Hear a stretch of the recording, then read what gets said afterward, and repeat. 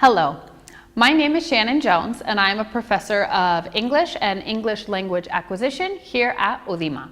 This video is for you to watch in combination with another video that I did about writing a cover letter.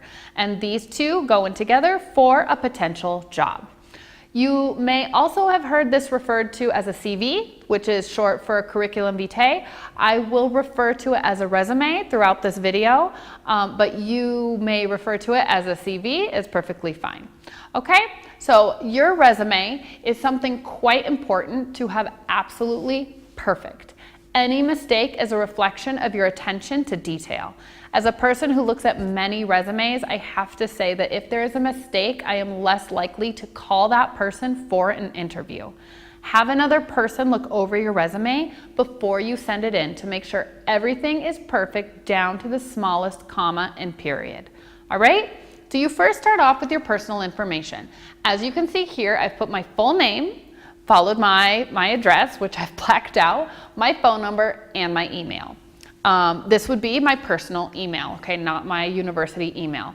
There's one big difference between Spanish resumes and resumes in the English-speaking world. In most countries, including the United States and England, they do not put their picture or their date of birth on their resumes. It is actually illegal for a potential employer to ask for a person's date of birth. If you are writing your resume for a position in Spain, go ahead and include your picture and date of birth on the resume. However, if you would like to use this resume for a country outside of Spain, do not include this information. All right? Another thing to keep in mind as you are writing your resume is to put your full name. As you can see, I have put my full name of Shannon Kathleen Jones.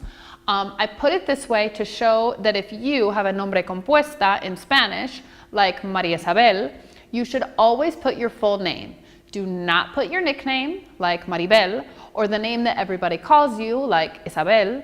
Once you get an interview, you can tell the people that you usually go by Maribel or Isabel. But your resume needs to be the most complete, formal version of yourself. I myself usually put Shannon K. Jones, since I never use my middle name, only my middle initial. Now,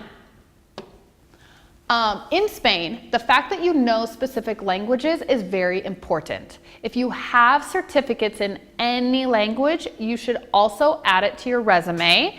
I put it right here, okay, so a line here. If you do not have any certificates, wait to talk about your languages at the bottom of the resume.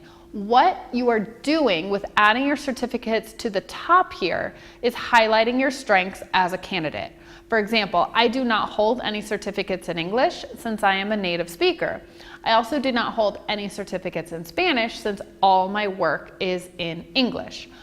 I would then wait to talk about my specific language at the end of my resume. However, if I held the C1 certificate from Cambridge English, I would put it here, okay? So if this is for Spain, your certificate on this side, and then your picture on this side.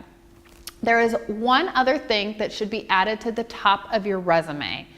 If you're an immigrant to the country, like I am, or your name sounds like it might be from another country, it is extremely important for you to put the type of visa you have, or if you're a Spanish citizen. I would put it kind of right under here. If you have your certificate, I put your certificate on first, and then I put your visa situation below it. Most employers will assume that Marta Garcia is a Spanish citizen, even though she might, she could be from another country. But if an employer sees a name like mine, they might not know where it is from and not give me an interview simply based on the fact that they don't know if I possess the correct type of visa to be able to work. So I would put that right here under your language certificates. If you don't have any language certificates, just put it right here next to your name. Okay, so now we're going to move on to your education. You should start with the most recent degree. So right here, I am currently pursuing my doctorate in bilingual education, so that goes at the top. Then my master's degree, all right, followed by my undergraduate degree. I also have my high school diploma listed, but that is only to show that my college as well as high school education were both in the United States, giving further evidence that I am a native English speaker, which is an extremely important thing here in Spain.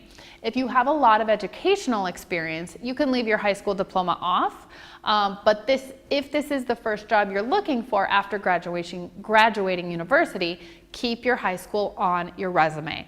Another thing to see is that I have put that my undergrad is approved by the Spanish Ministry of Education.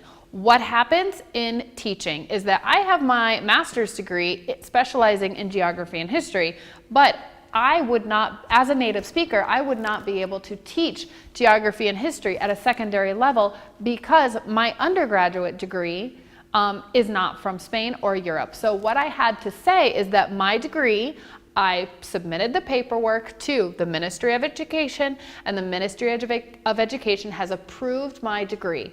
If this was not the case, I would not be able to teach in secondary education at all, even if I had my master's from here in Spain, which is my case. So you need to show the employer that your undergraduate degree has been approved by the Spanish Ministry of Education and that you would be able to work in a high school, okay?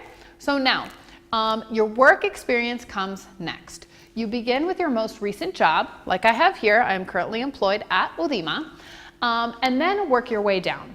You need to list the name of the business, which we have here, the month and year that you started working there, along with the date you stopped. Now, because I am currently employed at this job, I put the word present to communicate that I am still currently working there.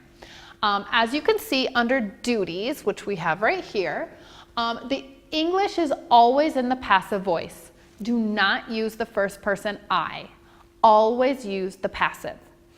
One thing you can do is use a thesaurus to come up with more advanced words to replace simple verbs. Thesaurus.com is a great resource that I use all the time when I find myself stuck and cannot think of better words to use. Okay? The use of the gerund is very important in this part of your resume. As you can see here, I have used different verbs to highlight the different aspects of the job. So here we have inform. So we used informing, marketing, all right, consulting, coordinating, teaching. So as you can see, inform, market, consult, teach were all part of my job description and makes it more clear that I had many duties at this place of employment. All right? Remember, when I said that if you do not hold any specific certificates, you should wait to put that information on your resume, well, this space below your previous work experience would be the perfect place to put it. As you can see, my language proficiency is here. I am a native English speaker and I have a high proficiency of Spanish communication, but I hold no certifications. So that's why it's here at the bottom. Now, we're going to move on to your references, which is, this part of your resume is really up to you. There are some people who have no problem adding references to their resume. In fact, it can help you add more things to your resume if you find you do not have enough information to take up an entire page. One very important element is to always let your references know that you are going to put them on your resume. This is so just in case a potential employer calls them to ask about you, they're not caught off guard. All right. Your resume should be no longer than 1 page. Okay? Your initial resume that you send with a cover letter.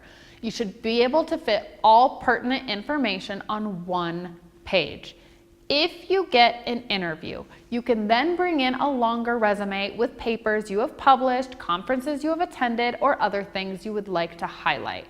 As somebody, again, who looks at many resumes, I can honestly say I only look at the first page of their resume as well as their language levels.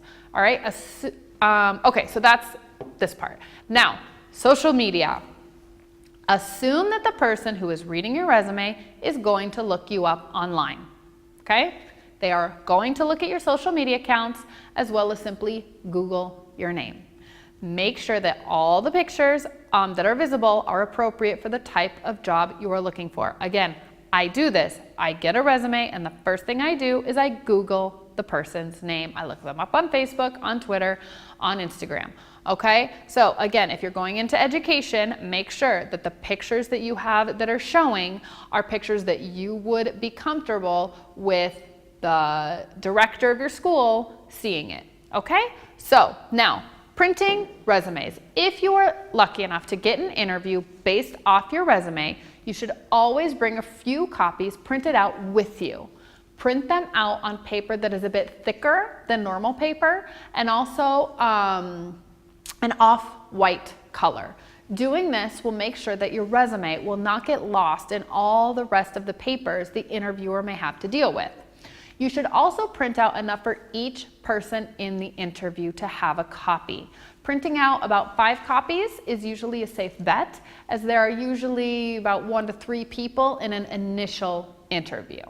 All right, so I hope this video will be able to help you in the future. If you have any questions as you are writing your resumes or your cover letters, please write me at the following email, shannonkathleen.jones@udima.es.